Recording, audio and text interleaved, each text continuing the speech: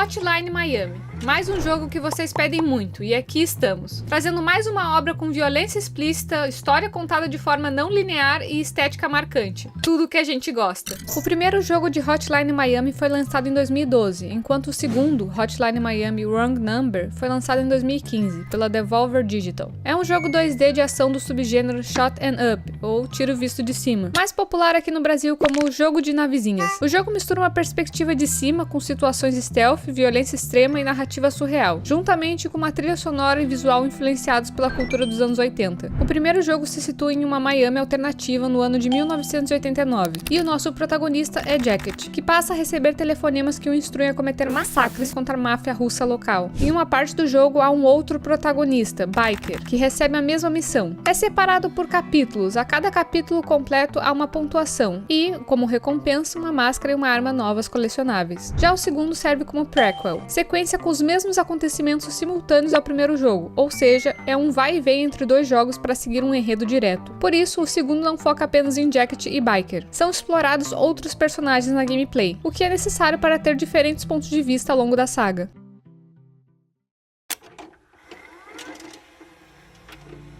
Tudo começa em 17 de março de 1985, em um cenário que a União Soviética está invadindo os Estados Unidos, o qual o respectivo exército defendia. E nele há uma força-tarefa chamada Ghost Wolves, em que alguns personagens principais fazem parte. Jacket, Beard, Barnes e Daniels estavam descansando em um bar militar no Havaí, até que Jacket e Beard saem e se deparam com Ivan Wright, um repórter de guerra que estava entrevistando o comandante ali. Ivan pede aos dois um autógrafo e que pudesse tirar uma foto polaroid deles, sendo que ele dá uma cópia para Beard. Já pela noite, o coronel que comanda as forças especiais envia Beard em uma missão para atacar vários postos soviéticos na selva do Havaí e eliminar todas as forças inimigas. Em outubro, no dia 25, Jacket e Beard tomam sol enquanto Barnes e Daniels jogam cartas, todos conversando sobre a vida fora da guerra. Barnes era bartender, Daniels era professor e Beard sempre quis administrar uma loja de conveniências, enquanto Jacket sempre fica calado. Então Beard visita o coronel, que critica sua possível promoção a tenente-geral, pois acredita que os Estados Unidos não podem vencer a guerra. A missão final da unidade de voltar para casa é finalmente tomar um acampamento russo. Beard e o esquadrão conquistam a fortaleza, encontrando uma piscina cheia de sacos para cadáveres, e o comandante americano os parabeniza por terem feito o que seus homens não conseguiram. No dia 30 do mesmo mês, a unidade de Beard recebe mais uma missão final, onde as forças locais se recusam a agir e permitem que eles capturem uma usina elétrica sozinhos. Isso leva o coronel, perturbado, a matar e esfolar uma pantera, usando seu rosto como máscara e desenhando um logotipo de um grupo terrorista chamado 50 Blessings, ou 50 bênçãos nas listras da bandeira americana com o sangue do animal. Eu falo melhor disso depois. Na manhã seguinte, Beard e seu esquadrão tentam tomar a usina elétrica no Havaí das forças militares soviéticas, em uma missão aparentemente suicida. Barnes morre em uma explosão e Daniels fica para trás com ele, enquanto Beard resgata Jacket, que estava ferido, e lhe entrega a foto Polaroid durante a evacuação, dizendo: "É por minha conta, você faria o mesmo por mim, não é?"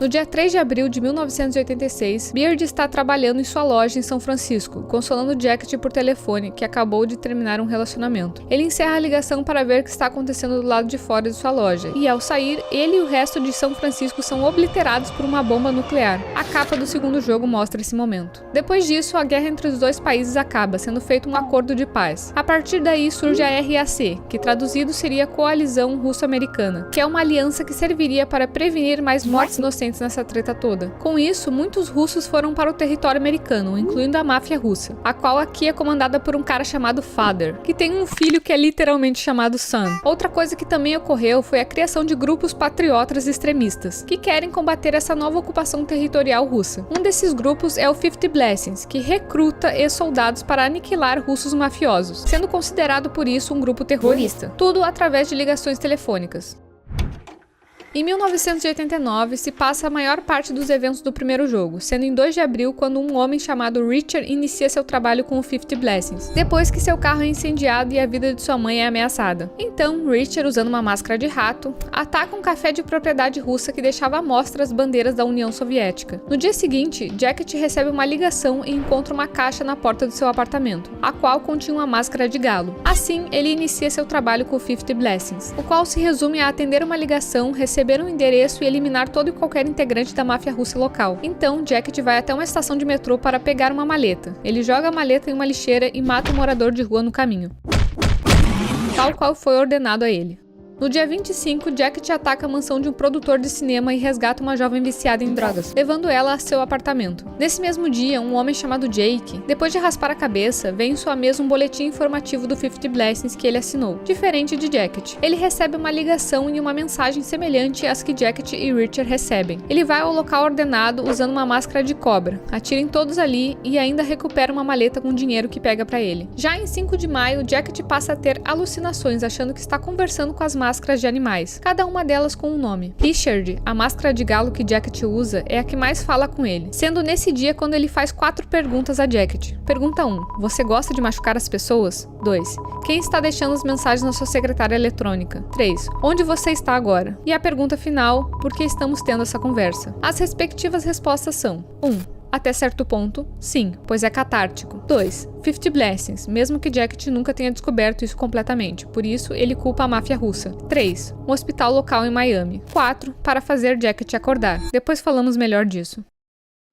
No dia 13, Biker, que nós já falamos sobre antes, rejeita uma proposta de assassinato político da organização 50 Blessings e depois de interrogar uma pessoa usando uma máscara de animal, recebe uma localização, isso com o intuito de tentar acabar com a sua ligação com o 50 Blessings. Ele vai até o restaurante chinês Blue Dragon para encontrar os membros da organização, mas ele só encontra mais russos e um cara que só ajudava no sistema de ligações, que não teria nenhuma resposta que Biker gostaria. Assim como Richard, Biker passou um tempo não atendendo aos serviços e passou a ser ameaçado, até que ele mesmo decide obedecer para ganhar tempo para descobrir quem está por trás de tudo isso. Ao mesmo tempo, Jacket encontra os zeladores, que eu vou explicar melhor mais pra frente como eles são importantes, que o supervisionam diretamente enquanto ele executa 3 políticos ligados à coalizão russo-americana, o que a afeta muito. No dia 23, Biker invade a companhia telefônica que o 50 Blessings usa, para tentar dar um fim nisso. Jacket, no meio do serviço, é acionado pelo grupo para que ele impeça Biker de entrar no sistema, rastrear as ligações e encontrar quem está por trás de tudo isso. Então eles finalmente se encontram e lutam quase até a morte. Aqui tu pode escolher com qual dos dois tu vai jogar, tendo que executar um outro. Mas canonicamente os dois sobrevivem. No dia 24, Biker recebe mais uma missão e dessa vez decide ir até o local dado. Mas, dessa vez, ele encontra um dos zeladores, que foge ao vê-lo. Biker o segue, chegando até o esgoto. E ele encontra os 2 zeladores que eventualmente aparecem por aí ao longo do jogo. Além de toda uma estrutura com telefones e caixas com máscaras de animais. Ele interroga os 2, que não revelam nada. Aí, quando Biker sai do esgoto, ele pode acessar um computador que revela informações muito importantes. Se tu decidir voltar até aqueles 2 e falar sobre essas informações, eles revelam tudo. Eles explicam para Biker que eles fazem parte do 50 Blessings, estando por trás das ligações e das ordens de assassinato. Eles estavam fazendo tudo para tentar acabar com a RAC, eliminando o máximo de russos possíveis e, teoricamente, dar um golpe de estado para colocar um novo governo no poder, sem mais a colaboração da Rússia. Biker então decide fugir de Miami, por medo de ser caçado, tendo a escolha de matar aqueles 2 ou não, sendo que canonicamente ele os deixa viver. Em 3 de junho, Jake recebe mais uma ligação e aceita o serviço, mas antes ele vai até a sede do 50 Blessings, conseguindo falar com o gerente. Jake se faz de ator e diz ao gerente da empresa que ele está recebendo ligações estranhas, com ameaças e pedindo serviços. Aí ele comenta que essa empresa que ele está deveria fazer algo semelhante, mas envolvendo russos na conversa, o que desestabiliza o gerente e faz com que ele discretamente se entregue, fazendo Jake perceber que essa tal empresa política em que ele estava, que comandava tudo. Depois, Jake realiza um ataque fracassado a um complexo de apartamentos controlados pela máfia usado para a produção de metanfetamina, onde é ferido e levado para uma sauna. Um mafioso chamado Petrov tenta interrogá-lo, mas ele não responde nada, então atiram em sua cabeça. Depois disso, Jacket recebe uma missão de invadir a sauna e fazer uma limpa no local. No dia 8, Jacket executa um ataque a um complexo de escritórios que pertence à máfia e resiste a um ataque liderado por um assassino russo dirigindo uma van. Ao retornar para casa, ele descobre que sua namorada foi assassinada por Richard, que tinha sido encarregado de executar Jacket por sua falha em matar Biker. Então, Richard atira em Jacket, mas ele sobrevive, entrando em coma. Aí ele passa a reviver os últimos 2 meses em um sonho durante o coma, alucinando com Beard trabalhando em várias lojas, além daquelas conversas com as máscaras. No dia 21 de julho, Jacket ouve, semi-consciente, uma conversa entre uma enfermeira e um policial sobre tudo o que ocorreu. A morte de sua namorada, o próprio coma e a prisão de Richard. Ao acordar do coma, Jacket foge do hospital em que estava internado antes que a polícia pudesse interrogá-lo. Ele retorna para casa e descansa por tempo indeterminado. Em outra data desconhecida, Jacket procura por Richard e decide atacar a delegacia local, matando todos os policiais lá dentro, incluindo o chefe de lá. Jacket encontra e interroga Richard, descobrindo que ele recebe as mesmas ligações telefônicas enviadas pelo 50 Blessings e que o assassinato de sua namorada não foi nada pessoal. Richard informa a Jacket que a delegacia contém mais informações sobre o caso do que o próprio Richard sabia. Assim, Jacket rouba os arquivos policiais confidenciais sobre o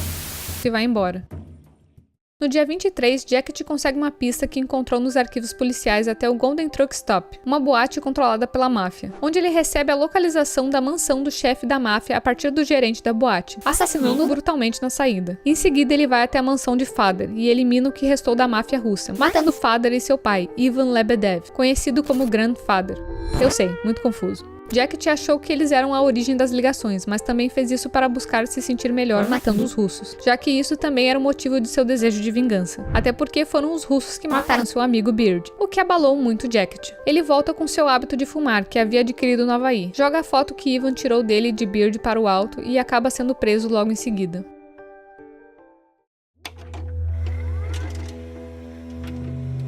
Em 20 de julho de 1990, Richard, enquanto está na prisão, recebe a visita dos zeladores. Mais tarde, ele é forçado pelos guardas a lutar contra um detento com tatuagens do símbolo do 50 Blessings. Depois disso, ocorre uma rebelião, a qual Richard aproveita para escapar da prisão, disfarçado de guarda de segurança, e é evacuado pela equipe da SWAT, eventualmente chegando ao Havaí.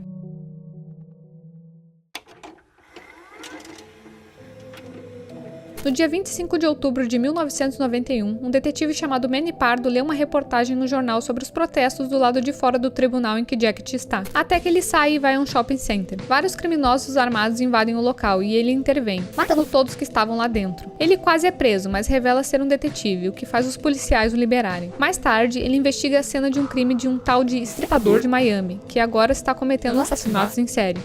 Já no dia 31, os fãs, um grupo de veteranos que também estavam no Havaí lá no início, organizam uma festa de Halloween, mas logo ficam entediados. Como eles queriam ser recrutados pelo 50 Blessings, eles decidem realizar seu primeiro trabalho autônomo, invadir uma oficina de eletrônicos controlada por uma gangue e matar todos ali. Tudo com o objetivo de fazerem o mesmo trabalho que seu ídolo, Jacket, e atrair a atenção do 50 Blessings, por isso o nome do grupo. Por sinal, os nomes deles são Mark, Tony, Corey, Alex e Ash, usando, respectivamente, máscaras de urso, tigre, zebra e cisne, com os números 1 e 2 marcados. Em 5 de novembro, aquele cara que tirou a foto de Jacket e Beard, Ivan, decide escrever um livro sobre tudo isso que aconteceu envolvendo Jacket e os russos. Ele entra em contato com o detetive Pardo e recebe uma pista, que o leva até aquele Petrov que eu também falei sobre antes. Ele invade o local para entrevistá-lo, mas é barrado por um segurança, que, sem querer, Ivan acaba matando para poder entrar. Por sua coragem, Petrov decide aceitar responder as perguntas de Ivan, que não era muita coisa, já que ninguém ali sabia sobre o grupo que estava por trás das ligações misteriosas que começaram todo o massacre.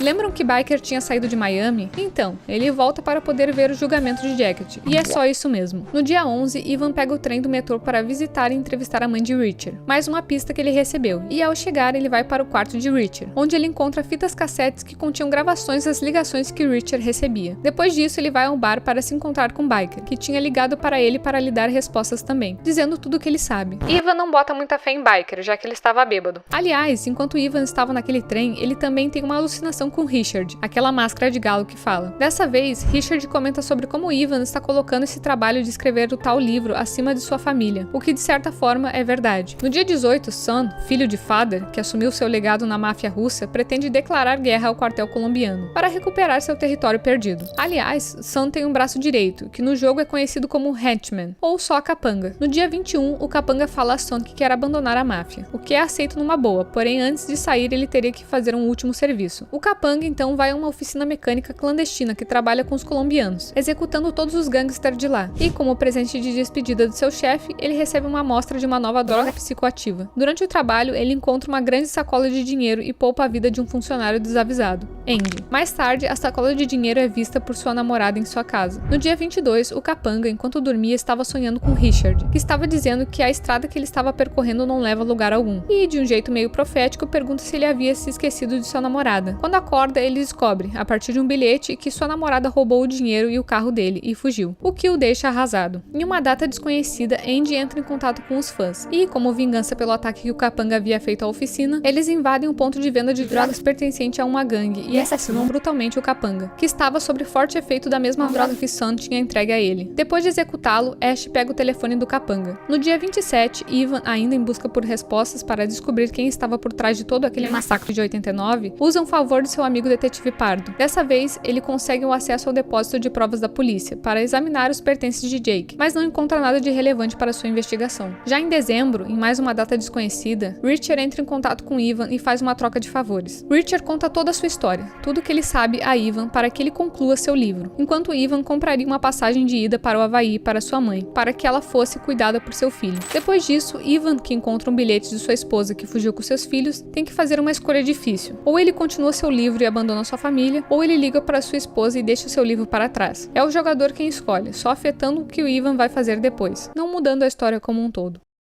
No dia 10, o detetive Pardo ataca sozinho um grande grupo de mafiosos colombianos armados a bordo de um navio ancorado. Ele encontra mais uma vítima do tal estuprador de Miami. No dia 14, o detetive Pardo tenta se encontrar com Sun na sede da máfia, mas tem seu pedido negado, pois Sun está ocupado preparando um assassinato. Pouco depois, Sun elimina o restante dos colombianos e assume o controle do que sobrou da operação colombiana em Miami. No dia 20, Sun manda uma mensagem ao telefone do Capanga para convidá-lo a uma festa, em comemoração à vitória que tiveram sobre o cartel colombiano. Porém, ele não sabia que seu antigo amigo tinha sido pelos fãs, que são quem recebem a mensagem, com o local exato da base da máfia russa. Então eles planejam e executam um ataque a essa base. Mas, enquanto isso, Sun estava usando uma nova droga, a mesma que o Capanga tinha usado antes de morrer. Essa droga faz com que ele ficasse alucinado no nível de matar todos os seus homens que estavam ali, além de quase todos os fãs, com exceção de Tony, que sobreviveu, mas é morto pelo detetive Pardo quando a equipe da SWAT chega ao local. Sun estava tão drogado que pulou do telhado do prédio, achando que estava andando sobre uma ponte de arco-íris, morrendo na queda. Em outra data desconhecida, nos é revelado que aquele estuprador de Miami era o próprio detetive Pardo, que começou a matar apenas para ter um caso para ter notoriedade na mídia, o que realmente consegue, até a polícia ligar para ele. Depois da ligação, ele faz uma barricada em seu apartamento, apenas esperando a polícia chegar. No dia 28, os presidentes americano e russo são assassinados por um grupo de homens armados do exército dos Estados Unidos, durante uma conferência da RAC, em Washington. Miami e o Havaí são destruídos por ataques nucleares enviados tanto pelos russos quanto pelos americanos, em retaliação. Richard, Ivan e sua família, o detetive Pardo embriagado, Jacket e mais uma galera são mostrados sendo dizimados pelas explosões nucleares, enquanto os Estados Unidos e a Rússia mergulham na guerra.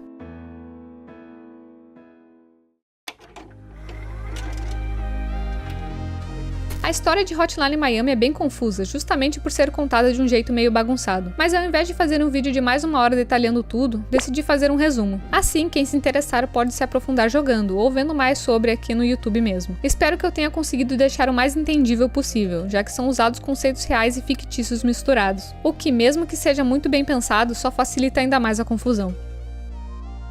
E essa foi a saga de Hotline Miami, que eu não conhecia muito antes de fazer esse vídeo. Comentem se querem que eu fale sobre qualquer outra obra que tenham interesse de ver aqui. Nós sempre lemos. O meu nome é Estelmi e tchau!